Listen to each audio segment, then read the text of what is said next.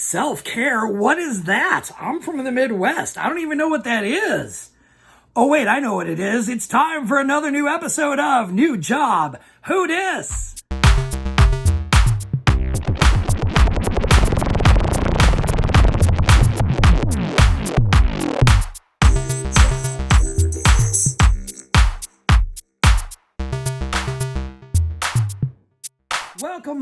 Welcome back, singing a song for you. Thank you, everyone, for joining me once again after a laborious Labor Day off. Thank you for joining me here on this lovely Friday for another new episode of New Job Who Dis. I am, of course, your most amazing, glorious, and gorgeous host, Halston Body, and I'm here, I'm alive, I'm in California.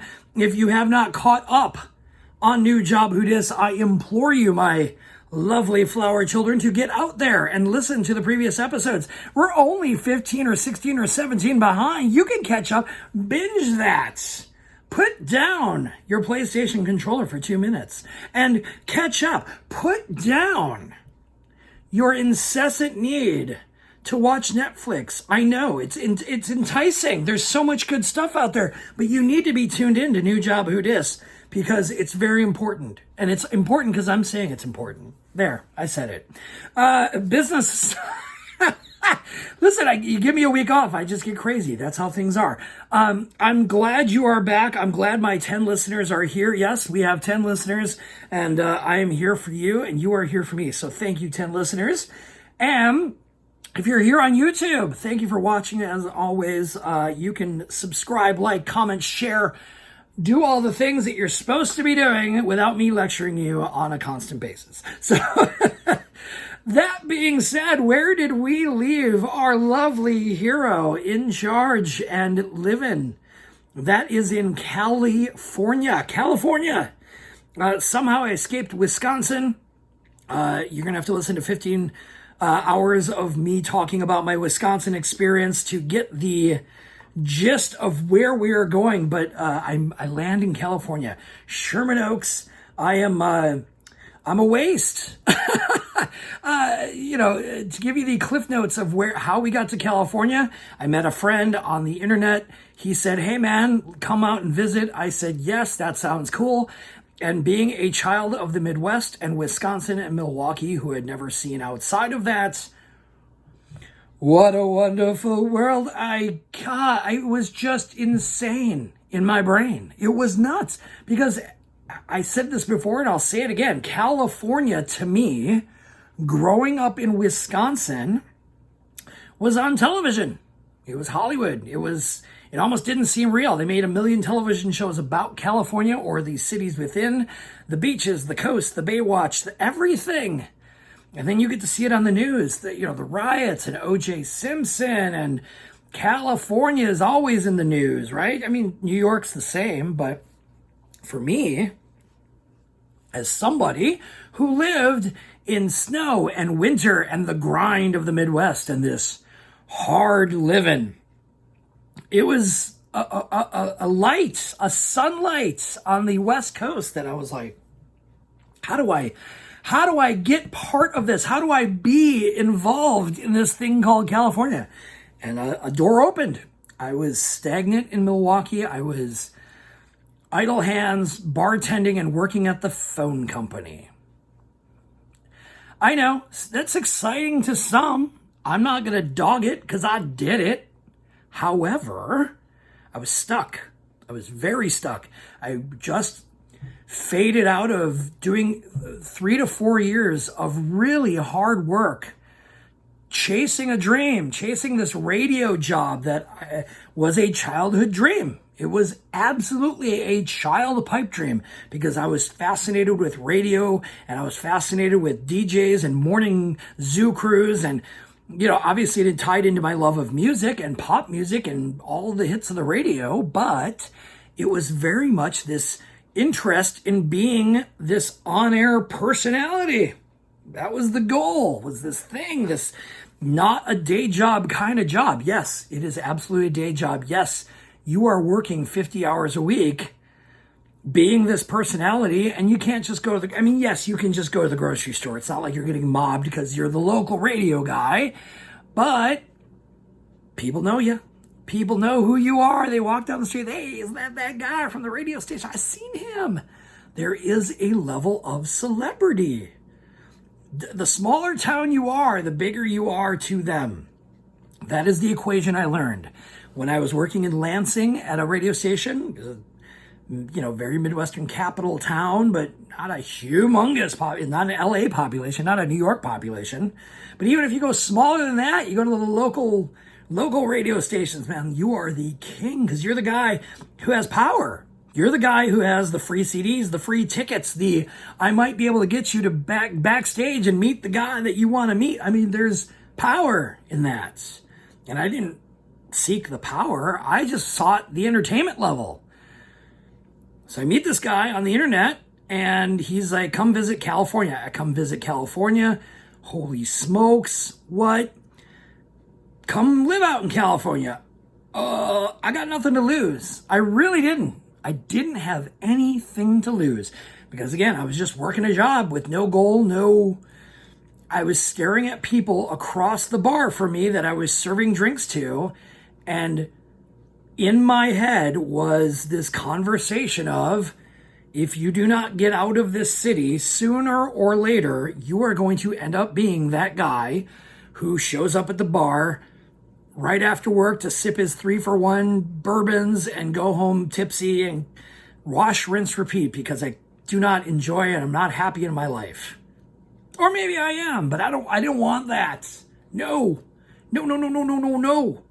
Rebelling against that realistically, because everything around me, I just want to make sure that you all get a perspective of my viewpoint.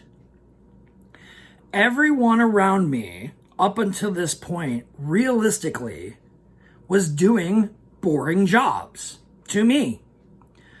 They were happy. I'm not dogging their happiness. I'm not dogging the fact that they were doing these jobs. I was not satisfied though. I was like, I can't be a desk jockey. I can't be some guy who gets the secretary spread, even though I have one anyway, and I can't just sit in it.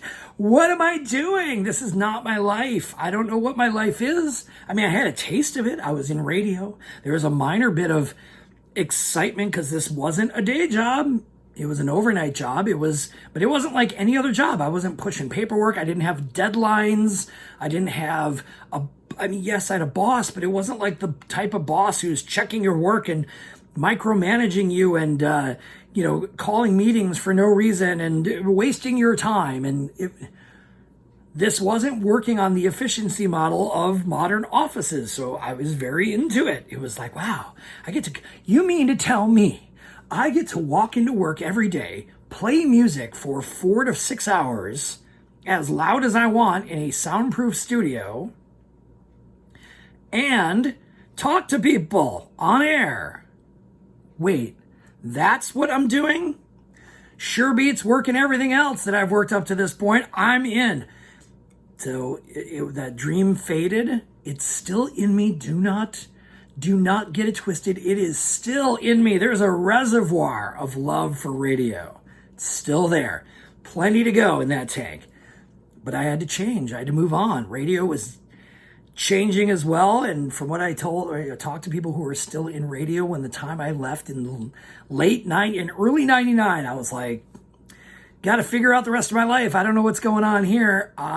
Radio was kind of changing. Clear Channel was messing things up. A lot of people were in the biz that were not happy and told me about it. And I was like, ugh, I'm kind of glad I got out. I don't know. I don't know what would have happened, but here we are. We're in California. Plant my flag, meet this guy, come live with me and taste California. Great. Live with this guy. I got to get away from this guy. This guy is it's not a good mix. He's anger management issues and just not somebody that I would have been friends on the internet, but not friends in person. So, got to get out of that place. Find a place. I find a place 3 blocks away, 4 blocks away, living in an apartment. Now I've got the control stick. I've got my apartment. because I moved in with somebody and he moved out. The lease was mine. I'm here. Go through some roommates. The guy that kicked me out, well, I mean, not violently, but the guy who said, you gotta find your own place. Off I went. He came back. He came back because he needed to live in that same area because he was working in that same area.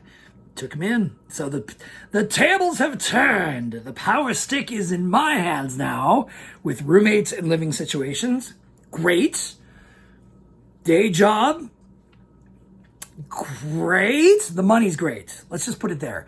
The money is great. We're making California union money. That's the highest I've ever made so far out of all the jobs I've had. Oh yeah, no, even those management positions. Again, that was years ago before I got this California position at SBC Pacific Bell as a 611 repair operator. 611 repair, how may I help you? Right? It's all the same. It's all this, hey, I gotta fix the phone lines in the early 2000s. It was a job. That's the only way I can describe it. It was a job. I mean, you're hearing people complain. You're hearing people, it's a complaint desk. This is one of the principles I learned early on and it stuck with me. And I want to share it with you because I think it's very important for anybody who has the fear of phones, who hates customer support, who maybe you need this perspective. So write this one down because this one's an important one. If I were a teacher, I'd be like, all right, make sure you're writing this one down. It's going to be on the quiz. Customers do rarely, if ever, and especially at the phone company, but absolutely the customer support line for any place is realistically a complaint desk. Not a complaint just to hear yourself complain. It's more of there's always a problem. This is what somebody told me at the phone company. It's stuck with me ever since. No one has ever called the phone company and said, hey, I just wanted to call you guys. Listen, I've had my phone line for 20 plus years. I've never had a problem. The phone, every time I picked up my phone, the dial tone's there and I can call people. Thank you so much for your service. I appreciate it. No one does that. No one ever calls anybody and says, hey, I just wanted to call and tell you guys you're amazing. I'm not saying it never happens, but it never happens. I've worked so many customer support jobs. It is almost a Blue Moon Haley's comment when a customer takes the time out of their busy day and their life to go, hey, I just wanted to stop and be grateful and thankful for your business or company. That happens more often, I feel like, in restaurants because a good meal will bring up emotions. But idle things, I mean, no one calls Sony and goes, man, you guys have had 4 PlayStations so far and they've been life changers for me. I just wanted to write Sony. Mr. Sony, can I speak to him or her? Can I speak to Mrs. Sony? I want to tell them they're amazing. Like, no, that doesn't. For inanimate objects, you only call when there's a problem. You only talk to somebody when you've got issue. Yes, there are plenty of people who just call to hear themselves complain online. It happens. Love those people. They exist. It's whatever. But the phone company was absolutely brutal at times. You were lucky that you had supervisors and backup plans because at the end of the day, you were powerless. If a phone line goes down, if I walk out to a pole and I just decide to take a weed whacker and cut a line off and everybody on that line just gets no phone service, you can't be mad at the person trying to help you on the other line. They can only do so much. They are not the repairman. They do not have a truck. They do not have escalation tactics that are going to get them to your place and get your phone line up and running tomorrow.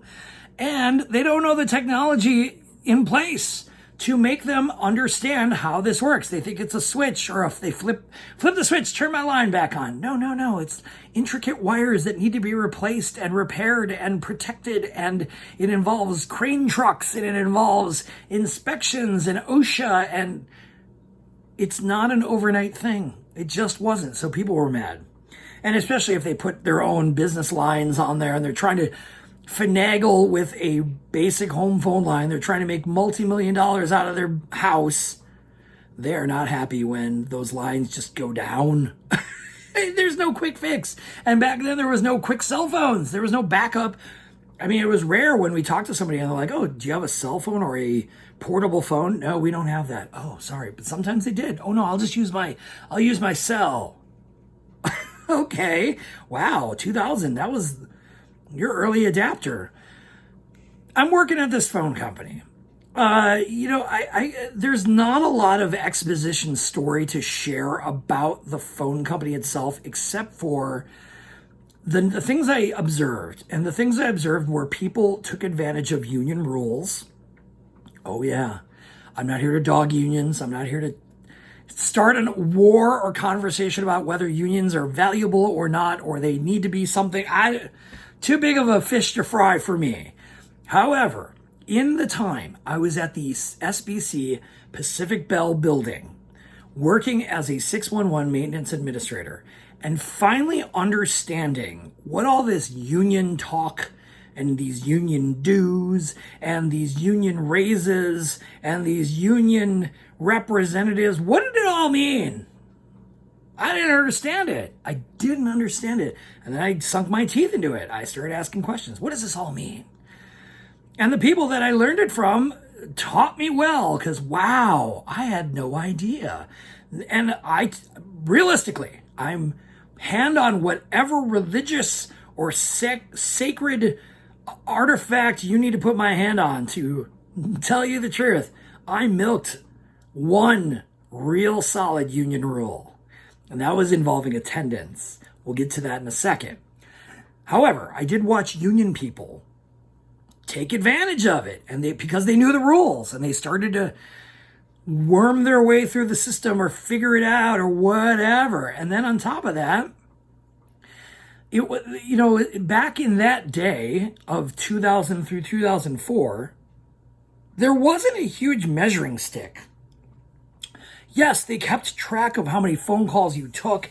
Yes, they obviously knew if there was a problem, if you constantly had to get supervisors and you constantly were being told or people were telling on you that you were rude and awful. Yes, obvious factors that played into your performance, but it was not what it is today. And I know for a fact, as last time I talked to somebody that worked at that company, you can't even stretch and yawn without pressing a button to tell your lead that you're stretching and yawning. I mean, it's so uptight, like your bathroom breaks and everything is just so, you've got it. Like, it's just bad. Good thing I got out. So I couldn't take that much. So many things you got to tell everybody at all times. You got to be strict. Otherwise, they're going to write you up, and it's a battle. Now I understand why the union reps were there, because I honestly feel that there are times with certain employees that if there wasn't union representation or some sort of defense for this employee, they could have just walked this person out. They could have just said, you know what, we're good. California at-will employment, deuces, we're out. They could have, but the union had protections, and they worked it. They worked it out. I saw one guy, I can't remember his name. It was either Scott or Steve. Maybe it was Scott. I don't know. Steve. We'll just go with a Steve. He was a union rep, somebody I respected, somebody who was older than me, not by much. It wasn't like he was 50 and I was 20. Maybe in his mid-40s. I think he had a girlfriend or a wife. I'm pretty sure he had at least a girlfriend at the time, but I'm pretty sure he had a wife. He might have even had a kid.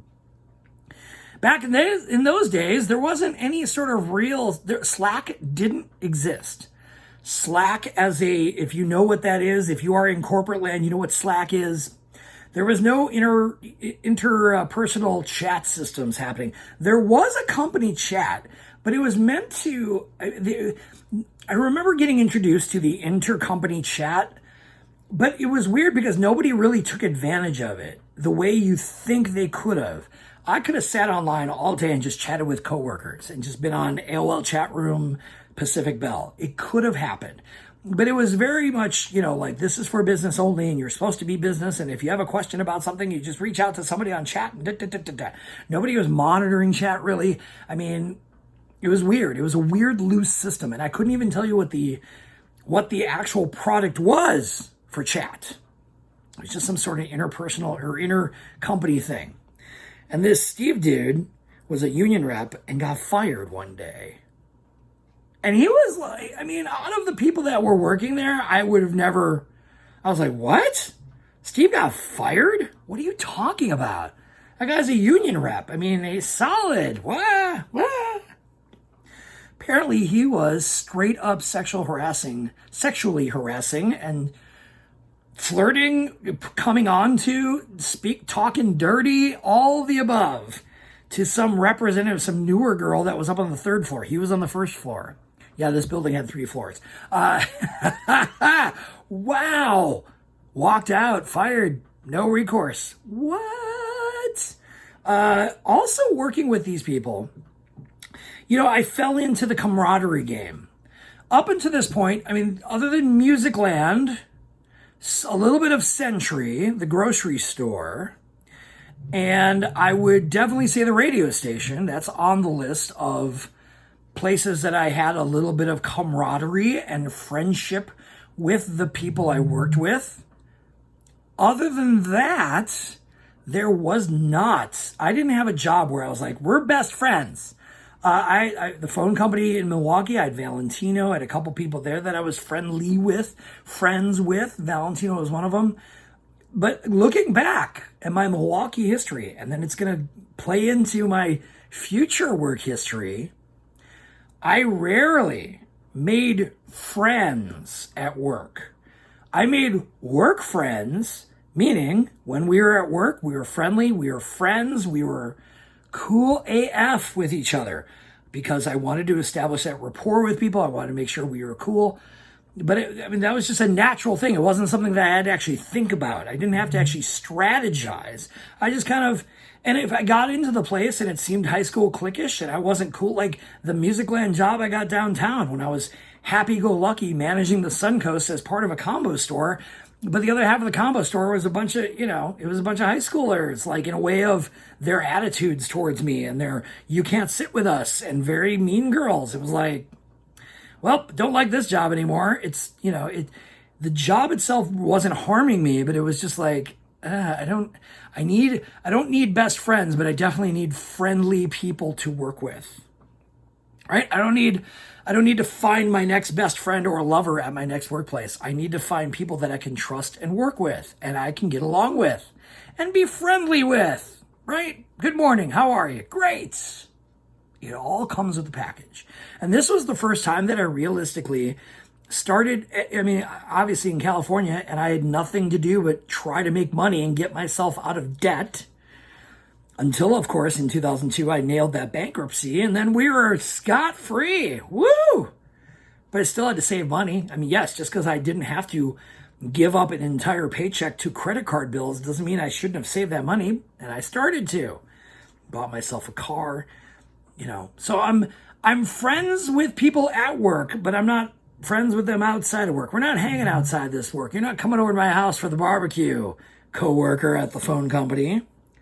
But at work, I just became friends. I became friends with people because I was doing the job. I wasn't complaining about the job. I became a supervisor, so of course I had some sort of power in the way of trying to be a good supervisor to the people that I was supervising. I didn't have my own staff or anything. I just had to be an available supervisor. And we were stuck there 40 plus hours a week. And of course, when overtime was happening, even longer. So when you're staring at these people that long, you start to become friends with them. And there were times, and this is what I don't feel guilty about this, but I also don't feel like they didn't say anything. Nobody was like, There were periods of time during the 4 years that I was at SBC Pacific Bell that it was slow, real slow. And it made up for the times that it was insanely busy.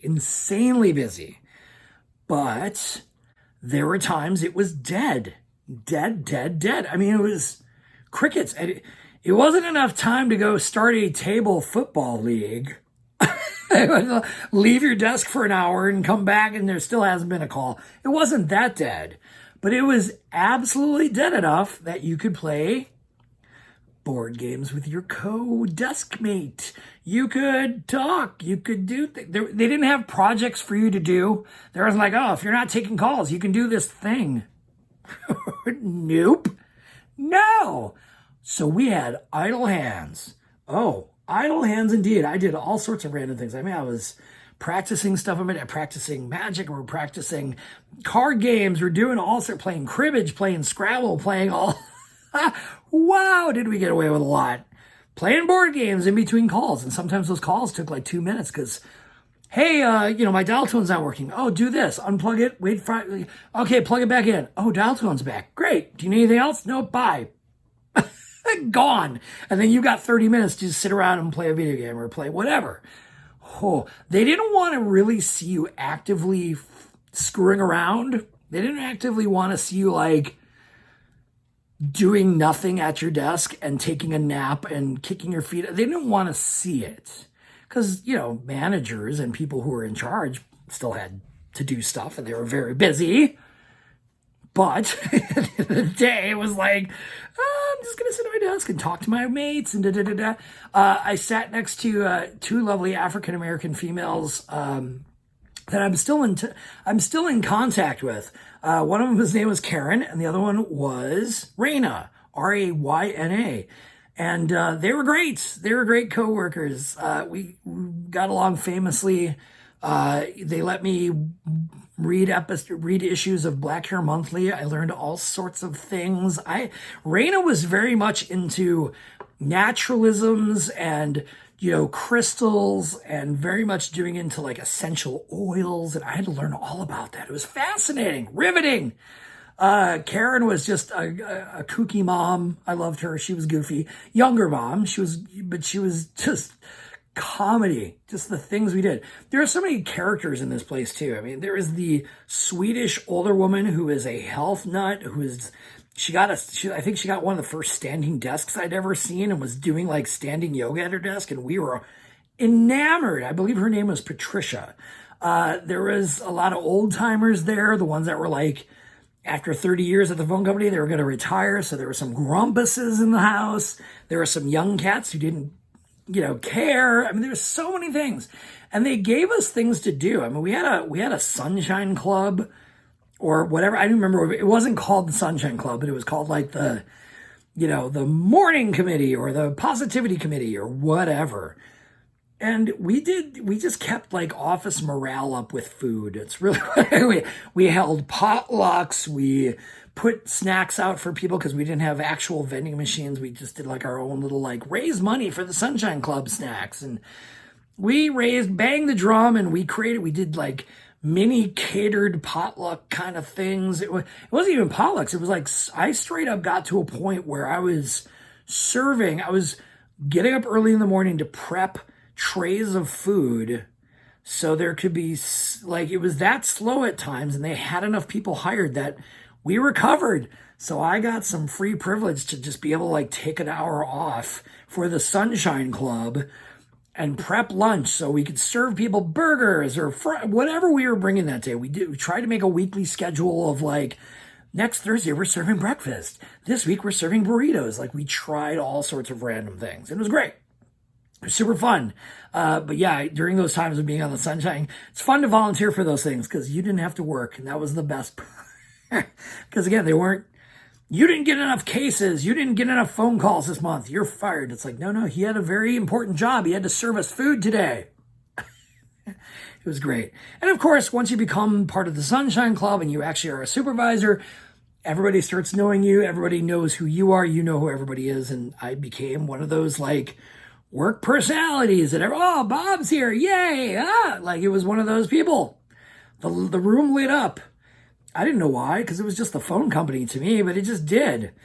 And it got to the point, too, because I was very much, side note, I was very much into baking Christmas cookies. What a way to make a whole lot of friends at your workplace, by the way. whether you believe in Christmas, whether you are Christian, Catholic, believe in that holiday at all, right? Even if you don't believe, you love cookies. And so, yeah, every year, there was a couple years in a row that I decided to share my cookie love with the phone company. When I say cookie love, I mean I was baking thousands of cookies. I don't want to say 5,000 or two. No, it was like, let me rephrase that. I was baking close to 2,000 cookies, individual cookies. Yes, easy to make batches. Sure, there were some easy drop cookies like chocolate chip and peanut butter are really easy, but I made cutout cookies. I made special floured, weird press-on. Like, there were all sorts of random holiday cookies I made. And I made them. And I'm single, I'm living by myself. I have a roommate, but he had a gastric bypass, so he wasn't going to eat cookies. Bring it to work. Boy, did I make friends. I had a spread. I'll have to share pictures on Instagram. Oh man, did I have a spread of cookies. And I brought milk, of course, because you can't just be, here's some cookies. No. You got to give people incentive to eat the cookies because you ain't taking all those home. Ha! And on top of that, the best part is I let people take some home, especially with kids, right? Maybe not making as much money. Maybe their money is spread out a little bit. They can't afford holiday cookies. It was cookie bonanza. Yes, please take all these cookies, because I wasn't going to eat them all, and I wasn't going to repurpose them at another party. It's not like I was like, I made all these 1,000 cookies. Whatever you guys don't eat or touch, I'm going to take to another party. I think I'm a liar. I think I did that once, like the first year, but there was no need, because by the second year, they were mostly gone. So there was no need to bring 3 peanut butter cookies to another party. It was just there. So yeah, I made a lot of friends and influenced a lot of people with Christmas and holiday cookies. Oh, wow. But it was a lot of work. It wasn't an easy task. It wasn't like, oh, I just whipped up some cookies.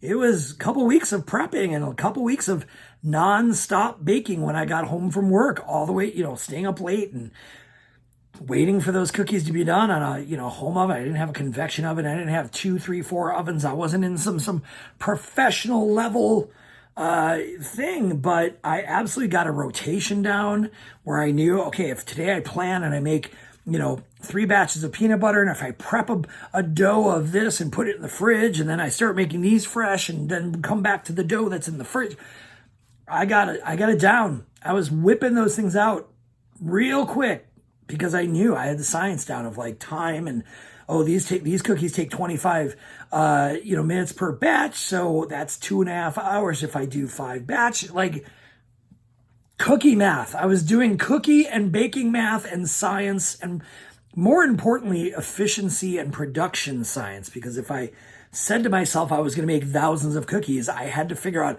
how much actual time was that going to take me to make that many actual cookies. And yeah, I had to time it all out and plan and sacrifice my time off to provide the babies and the children with all sorts of cookie delights. Moving forward, I talked about how I milked a union rule. Well, one of the rules that somebody who is in the union made me aware of was they couldn't fire you unless you broke the limit on attendance. If you showed up every day and you did an average job, you were okay. You were not sunshine on a stick on the phones. You were not having people sing your praises to your managers. You just showed up, you grumbled on the phone, you took your calls, and you went on lunch and handled your life. Great. But if you didn't show up, or if you were late, they could dock you and ding you and write you up officially, because that was the communication. That was the law of the union. But what I found out is that they couldn't fire you for just taking a day off. What do you mean, Halston? What I mean is that if I decided to call in on a random Tuesday or a Friday or a Monday, I'm sick, I'm not coming in. They couldn't question it. They couldn't ask why. They couldn't beg for you to come in. They would just tell you, okay, thanks for letting us know. You just had to make sure you called in within a certain, I think you had to call in 2 hours before your shift or an hour. I don't remember. It was, you had to play the game. And as long as you stayed under 8 absences or incidents, because if you were half a day late, that's an incident. As long as you didn't have 8, if you reached the magic number of 8, they could fire you. They could at least suspend you. If you were a good employee, you just had problems and life got in the way and caused you to have to take a couple days off because of who knows? They could give you some leeway, maybe suspend you. But if you were at 7, nope. They could give you side eye. They could definitely try to figure out if you were screwing them over. They couldn't do anything about it. What? Oh, I remember taking days off when I was and this is a perspective moment. This is before mental health days were a phrase, like in a normalized office. But we're finally coming around to the notion that mental health is key to happy employees. What? That's unheard of. What are you talking about? What do you mean? When somebody comes in angry and not wanting to be there, that you should force them to stay there and give terrible service to your customers because they're not in the mood that day. It's a bad time for me to be here at work. Mental health days, that wasn't even a thing, in a way of people were just saying, mental health day. In fact, I think because of that, that's when the first time I actually heard that phrase, because people were taking mental health days. And the best part is your clock would reset on that mental health day 1 year or 6 months. I think it was 6 months because 1 year seemed like a long time. But even if it was a year, it's not like you were taking 4 absences in a month and you had to wait an entire year for that to reset. I mean, yes, some people did, but no, if you pace those things out, if you got 1 every 2 months, as long as it reset itself, you're right. You have 7 incidents. Oh, well, now that one that I had last year just expired. So now you have 6 incidents on record. So you could just keep repeating the cycle as long as you and the thing is, the union was there to protect you. So even if you're sitting in front of the HR person, which I learned early on, she's not your friend, he's not your friend, whoever that HR person is, they are going to be friendly. They're going to play nice. They're going to be a positive voice for the company. Keyword for the company. They're going to treat you and act towards you like you're my buddy. Hey there, how's your day, buddy, old pal? But when it comes down to the bottom line, they will always side with the company and they will find a way to get rid of you because they don't care. They're not, oh, we need to save this person. They're so nice. I was so nice to them for 2 years. They were very friendly and he made cookies. Didn't matter. You had to toe the company line. So every time I had an absence, I had to go into this woman's office and you could almost tell she was like a school teacher or a parent that just wanted to try to bust me. Why were you off? And then, do that guidance counselor level, inquiry. And so dumb. It was bad. But I had to just lie through my teeth. I was just not feeling well. I had a fever when I woke up and I just, it didn't, come on. My dog ate my homework. It was just so bad. There wasn't a lot of, stuff that I learned about with work. I mean, yeah, I learned the phone technology. Yes, I understand how the lines are built, who owns them. What does that box mean on the side of the road? What does this dial tone mean? What does this busy signal mean? What are phone trivia? I knew it. Great. It was right around that time, near the end of 2003, 2004, we started to just start scratching the surface of taking on and learning about DSL repair. Digital subscriber lines, digital service lines. What is this new fangled thing? Oh, faster internet? I like that. What do you mean you don't have to use dial tone? I mean, you still do, but You get a DSL modem? All right. Like a whole new world. Yes. Very much into it. But again, the work itself was not like, oh man, I'm so glad I took that work experience with me for the rest of my life. I mean, I already was working at the phone company. I already had been taking phone calls in some capacity at other jobs. So the notion of sitting at a desk and taking phone calls from customers wasn't the challenge. The challenge was trying to understand the problems. Sure, I definitely over those 4 years built an empathy and listening skill level like no other that will absolutely benefit me for the next 20 years. Oh, sure. When you're taking the hardest phone calls of the hardest and you're dealing with screaming people and, you know, we always use the stereotype of the old ladies and old men who don't know how to use the new technology. Oh, I don't understand my telephone. Oh, like a stereotype, because there are some young people and some middle-aged people who were dumber about their phones than some older people. So yes, there is some elderly folks on the phones that were slow to the take, but there were definitely some younger cats that were just like, whoa, I don't know anything about phones. I'm dumb. Ah.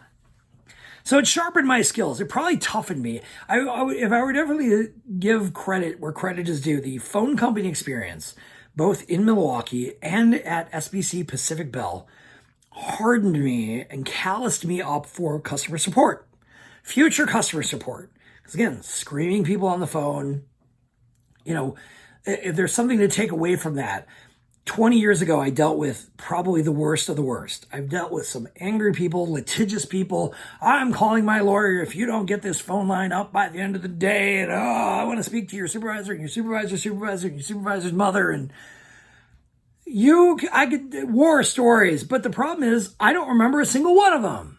Couldn't give you a name, couldn't tell you where they lived, couldn't tell you if they're male or female. They just fell into an empty void of who cares. Because the lesson to take away from that, folks, is don't sink your teeth into customers to the point where you think you have to obsess and remember who they are. And yes, we all remember our bad customers. I can give you a top 5 Family Feud, top 5 worst customers in the world. Here's the question. That Karen from Musicland is on that list with the Jungle Book tape or the Little Mermaid tape. Oh, the fact that she wanted me to write a letter of apology, or at least the company did. Ugh, the worst. Phone company, not so much. A couple of other things I learned about the phone company. This was an interesting thing. And California, once again, California is growing on trees. It's Hollywood. What is this place? I don't know. Never heard of it. What is this? I'm from the Midwest. I don't know of these things. What I learned about the phone company, because I started asking people who were local. They were local Californians, LA natives, been here since day one. And they were I was like, hey, what was your experience during the riots in the early 90s? What were your experiences during OJ? Tell me your stories. Oh, wow, that was riveting. To hear it from the people who live there, to hear it from people who lived in the inner city or the valley or the places where it was most affected, least affected. Anybody who had some sort of knowledge of it firsthand, I was riveted. I was just engrossed in their stories because, again, perspective. California is on television to me. The fact that I was living there almost seemed like a dream. It didn't hit me until it started to hit me. And it took a while. I think it took what's coming up for me to really digest that I was in California. Because again, it felt like I was on a vacation. Imagine, if you will, my Midwestern, my weather affected people who have lived in a climate their entire life that is unlike Southern California's. You get rain, you have actual seasons, you have weather. Out here, it's sunny. It's sunny. It's sunny. It's sunny. Oh, little cloud. There's some clouds. Sunny.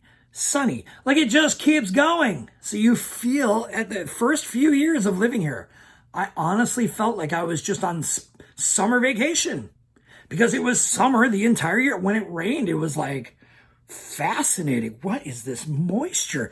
People, I mean, it was comical as well watching the first few years living here, how people couldn't drive in rain. And here I come from Milwaukee, Wisconsin, from Wisconsin. Snow days don't exist unless it's a foot of snow. You can get through that. We'll just plow. You can drive through it. Just drive slowly, but you can drive through it. And that was, I mean, we just burned like normal through 2-3 inches of snow out here. People driving through rain like they had never. What have we done? Have we angered someone? What is this moisture coming from the sky? My steering wheel just doesn't work. People, I can't this is the environment I'm living in. So when I'm asking these people, going back to asking the people about like their experience, hey, when OJ happened, oh yeah, I remember the freeway. Like, I asked about the 92 Northridge earthquake. People told me some fascinating tales. Oh man, I was like, wow. It was just story time and storyland from people who lived through it. Because I just watched it on TV. I watched it on the news, read it in the paper. That's all that's all the perspective I have. The world right now argues about news and its, sources and its, where is it? Is this legit? Is this real? Is this not real? Is this slanted in a certain way for a certain audience? We talk about all that, but my perspective eyes up until 2000 and living in California was just through news, television, perception. I didn't know anybody in California who was like, here's what's going on in California. Just the local news, the newspaper, CNN existed, but CNN wasn't what CNN is today. So California is still like wide-eyed and bushy-tailed and just so excited about this California adventure. These people I talked about the riots, what I learned about the phone company. And mind you, this is the phone company then. This is dealing with dial tone and phones and pay phones and networks and trying to make sure you get those airport phones are still live. And, there was no phones out of service. It's hard to believe, like right now, if cellular phone technology, let's say all the towers got knocked down somehow simultaneously and nobody had a cell phone. I can't even, you hear the hesitation in my voice. I'm stumbling to even grasp how crazy the world would. You couldn't tell somebody on Twitter that the phone service was down because your phone wasn't working. There's no cellular service. There's no wireless service. Poof, gone. Gone. What?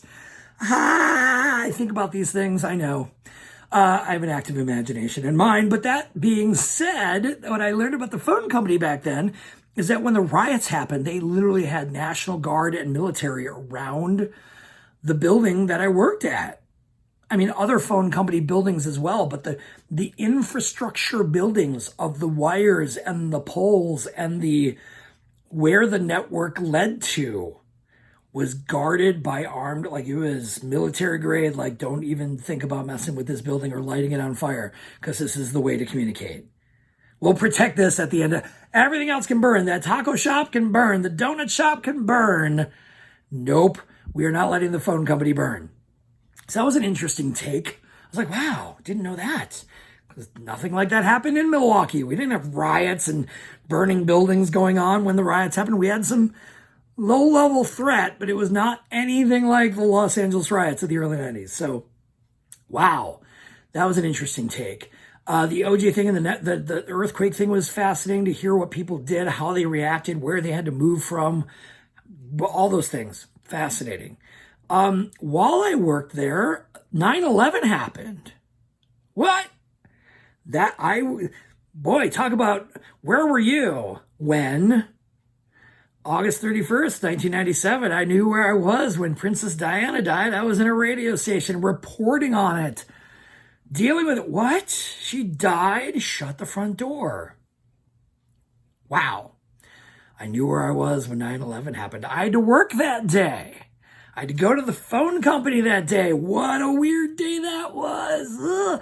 That ties into that infrastructure thing. We still were having to go to work and make sure phone lines and communications were happening. Because in 2000, 2001, it wasn't cell phones. It wasn't iPhone 10s and iPhone 11s and iPhone 20s. And it wasn't any of that. It was, I got to go home and make a phone call. Can I use your phone? Can I stop in and just make a quick phone call at your place of business? Where's a payphone? Where's the nearest payphone? 9/11 happened. You had to make sure that was tight. Nothing was, everyone's on red alert. Everyone's super wide-eyed. Oh, what's going on? Are we going to be hit next? Because, of course, the instant comparison happened. New York got hits. Is LA next? Big city. Ooh, right? So, yeah, we were on high alert, and this is how it happened. I remember this day like it was yesterday, sleeping in my bedroom. I can almost paint the bedroom for you. And I remember being woken up twice. The first time was just the first alarm, and I had an alarm clock by then.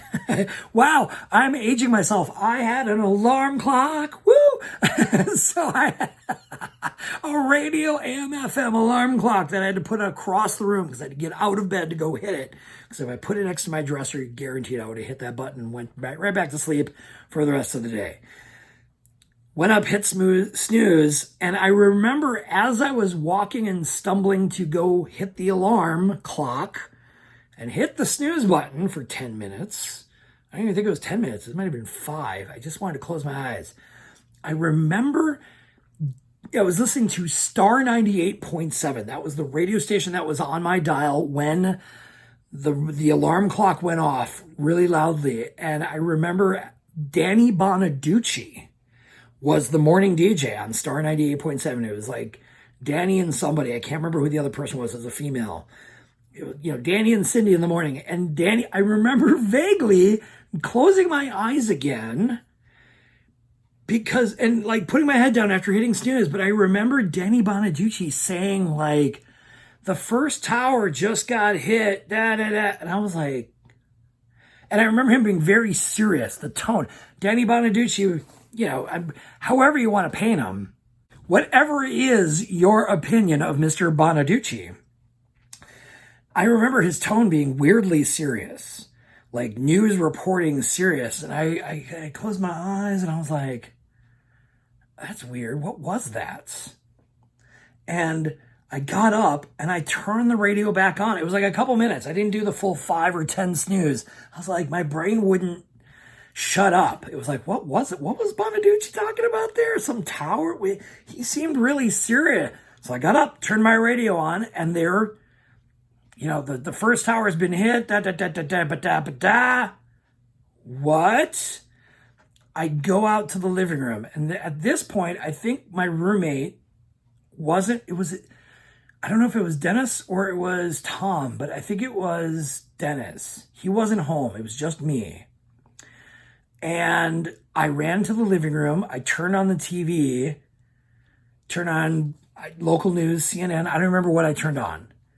And I saw the first tower burning. And then I literally watched live as the second plane went in and hit the second tower. Wow. And I ran to my phone, not my cell phone, my landline. That's what they were called, landlines. Write that down. There's going to be a quiz. Landline. I pick up the landline and call my mom. Now, get to know my mother. My mother doesn't just watch TV. There was times in her life that she was watching TV, but she wasn't a regular TV news watcher. She didn't just always have the TV on in the house. Nope. Music, if anything. Why do you think I'm a music kid? Hello. It wasn't TV time a lot. Mom, turn on the TV right now. She almost seemed bothered that I was calling her this early because it was 7:30 a.m. and it was 5:30 a.m. their time, maybe. Because I think I worked at 8 or 9. I got up early, 7 o'clock. So it was later that time. I take that back. Got my time zones messed up.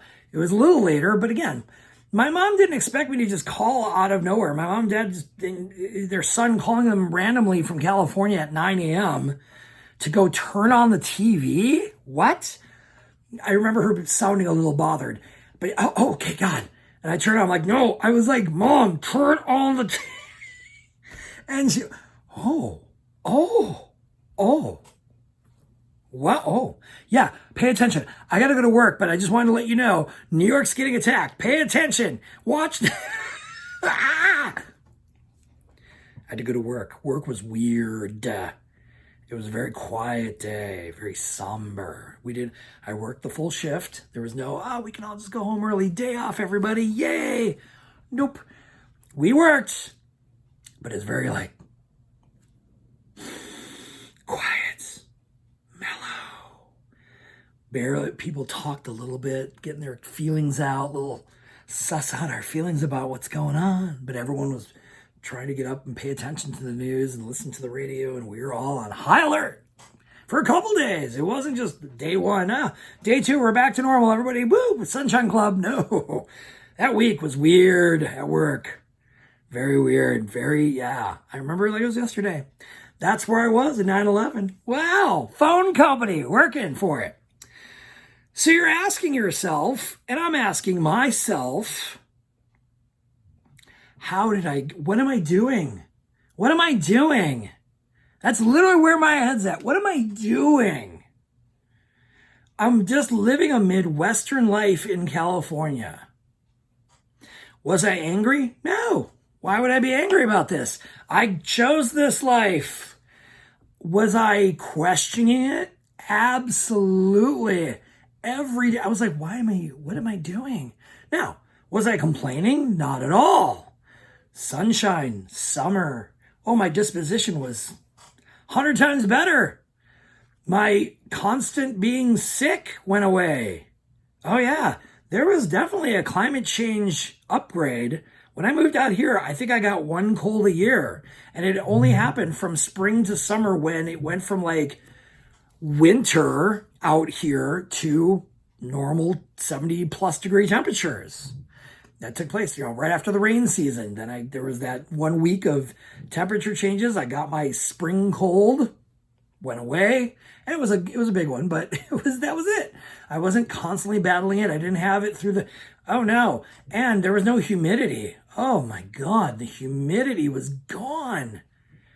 I didn't sweat half as much. Out in the Midwest, sweat dripping off my brow constantly because it's humid. I remember one time I looked at the weather, and it was like dew point of 94% at 2 a.m. and it was 90 degrees, and it felt like 102 because the humidity was like 91% and the dew point was like ridiculous. It was just weather terminology changed. Like people didn't talk about dew points and humidity out here. They did, but it wasn't even it was a blip. Oh, humidity is like 4% today. What's that? That's the best summer day in Wisconsin is a 4% humidity ever. Wow. There was no constant thunderstorms. There was no squall lines. There was no, I guess our softball games ended because there's rain. Yes, in the spring, in the January, February, March, it was tough. But 9 months out of the year, yeah, you can get a whole lot of softball games and baseball games and pickup games and basketball, all the things that you can do outdoors. What? Great. There was a little bit of a depression because Christmas didn't feel like Christmas. There was definitely the charm was gone of like the little, cold nose walking through the hustle. The flakes are coming down and you're walking through the shopping area. And it's that, that romanticized level of like, it's the holiday season. Hey, the hustle and bustle and you're going in. Oh, that didn't exist. It was that, like Santa Claus on the beach in his Speedo and like Christmas tree lights wrapped around palm trees. It was like a Corona commercial. That's really what it was. And it felt weird. I mean, it felt super weird riding my bike in 70-degree weather on Christmas week, Thanksgiving week, Christmas week, New Year's week.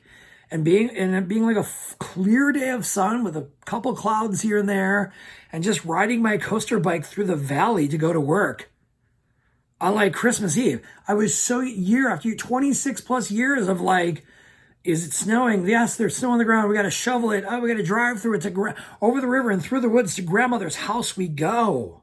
That's what it was. And I'm out here in California going, what are you doing today on Christmas? I'm wearing shorts and a tank top. What? I I make myself so happy. I don't know. I was just so excited to be out here, and I had no direction. So yeah, no complaining whatsoever. I was just out here, out here. I had gained a whole lot of bear friends. Let me define that quickly. You can go look it up on Wikipedia. There's all sorts of articles. The internet is full of gay bears. Be careful what you ask for, though. But yeah, I gained a whole lot of very Caucasian and new to me, being from the Midwest and where I was raised, Hispanic, Latino friends. African American friends. I'm owning what I lived through. I was raised in a very Caucasian life of Milwaukee with very few, I made my own opportunities to seek others outside of my own race. But a lot of my friends up to this point were very white. And that was the change. Working at the phone company was a salad of race. I met all sorts of different. That was the fun part about moving to California. What do they call it? The melting pot. Maybe there's a part of me that wanted to taste that rainbow of flavors, because up to that point, Milwaukee to me, if we're going to have a real talk about race and perception, Milwaukee to me was very white with a good a section of African American. There was a little bit of a Hispanic, Latino section area, neighborhoods, South Side-ish. But up to that point, it was very Polish, German, Norwegian, Caucasian. And, the festival grounds made it seem like, when you're living in Milwaukee, the city of festivals, they call it. Well, every weekend there was an ethnic festival. There was Festa Italiana, or there was Fiesta Mexicana. So it was just like the United Colors of Benetton paraded in front of you on a weekend. But it was the most Caucasian level presentation of what these races and these cultures. I mean, it was very museum-like, but it was also just entertainment and food. Hey, we didn't have, yes, we went to Fiesta Mexicana, but there wasn't like, oh, let's get tortas and sopes and, burrito tacos and like real taco culture. It was white people taco night. It was, here is a tostada. There wasn't nothing like what Southern California was in 2000, and definitely not what it is today in food and culture and life. Not at all. Oh, very much. And, we thought we were experimental being, we went to German Fest and we went to, German Fest. We went to German Fest and had, roast pig. Ooh, adventure. Like, no. If there's ever a time for me to own up what I was coming into California, it was a very Caucasian boy who didn't have a lot of ethnic or other ethnicity exposure to the culture. Yes, I knew other cultures existed. Yes, I knew other races were out there. I didn't really understand I definitely knew there was black versus white because of the history of our country and our life. But up until this point, I was like, all I know is white people, and I hang out with white people, and all my friends are white people, and everyone in my family are white people. The random African-American woman that showed up at like my aunt's work Christmas party, that like her my aunt and uncle had like a holiday party that they'd invite work people. And that was the first time I met a Hispanic male, a black female, and I believe a lesbian woman. And I was like, who are these fascinating creatures that are not white Caucasian people? What? And so I'm out here in California being this Caucasian dude who I didn't know culture. I had no idea. And here I'm living in a city that is loaded with culture. Loaded. I mean, I have to admit right now, 21, going on 21 years living out here.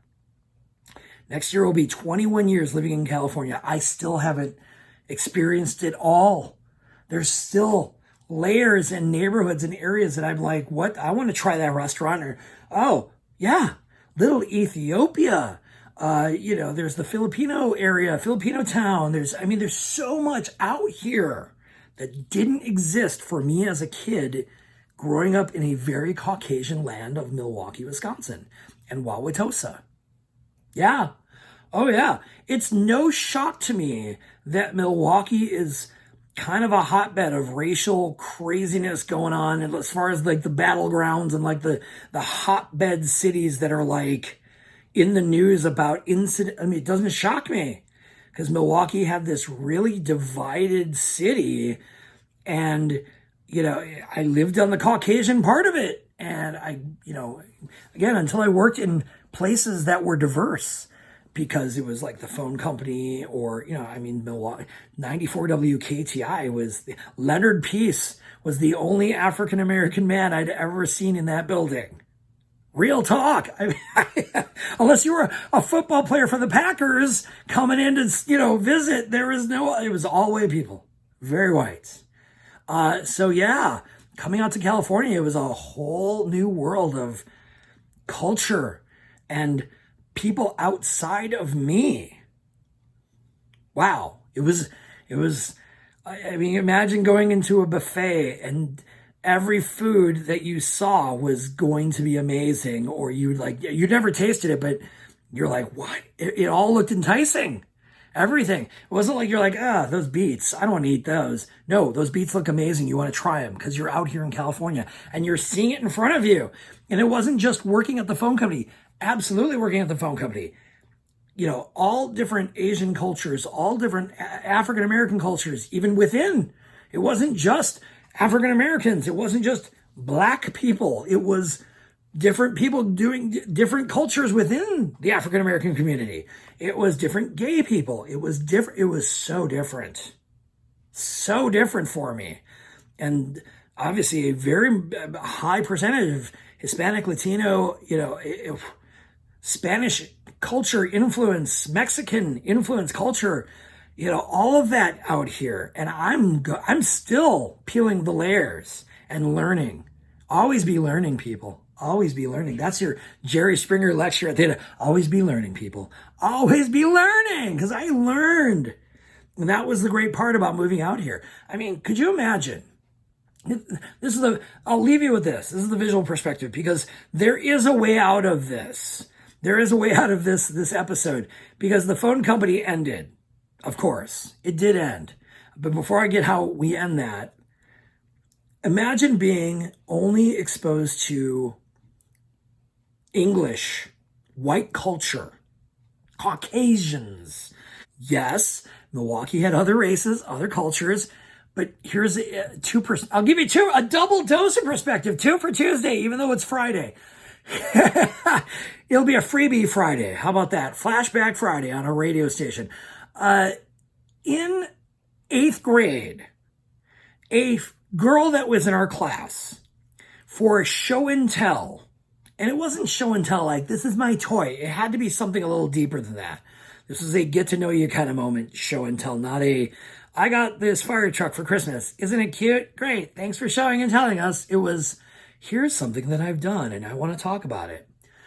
A girl in our class taught us about being Jewish, because she was the only Jewish person. I had never met a Jewish person up to that point in Milwaukee and with Wauwatosa. And she presented herself as the show and tell. This is what being Jewish is. This is what Judaism is. This is what Hanukkah. That's how Caucasian it was for me. I'm seeking it else. I'm trying to crawl out of this white box, right? And so, this is how Caucasian it was for me on that other level. In high school, I was the dumb kid that didn't take Spanish because my ethnicity or I haven't done a 23andMe or one of those DNA tests, but apparently I'm a whole lot of German, a whole lot, 80% maybe. I don't know. I haven't done one of those. I should, just to sleep at night, I guess. But I took German as the language study through school. When you had to take another language, and you got 3 choices in 7th or 8th grade. I think it was 8th grade.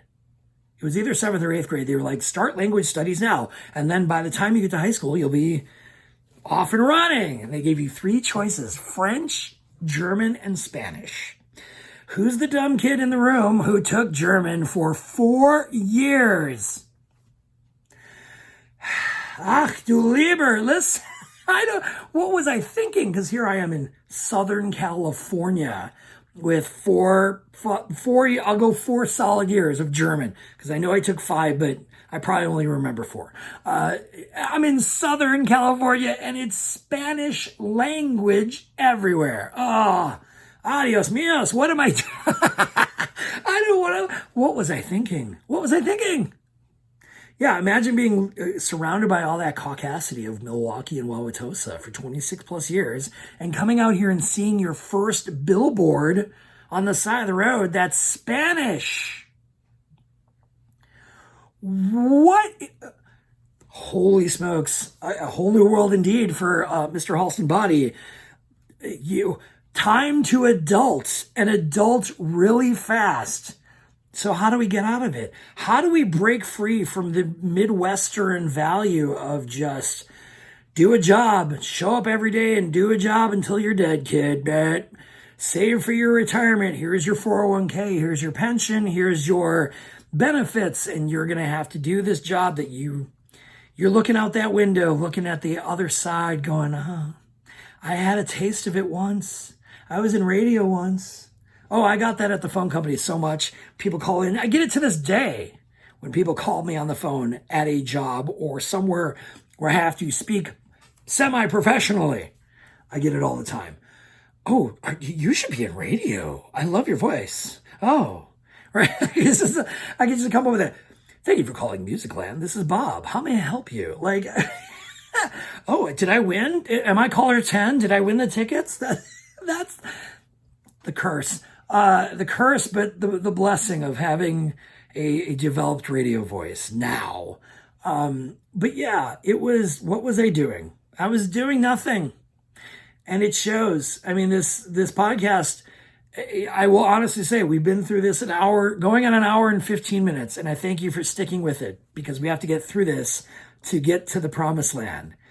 How does Halston Body, as Bob, coming out of White, Wisconsin, coming into the melting pot and the crazy wide spread out world of Los Angeles, how do I snap out of this cycle of doing work that I didn't want to be doing because I had bigger dreams in my head and I knew they were possible? How did I know?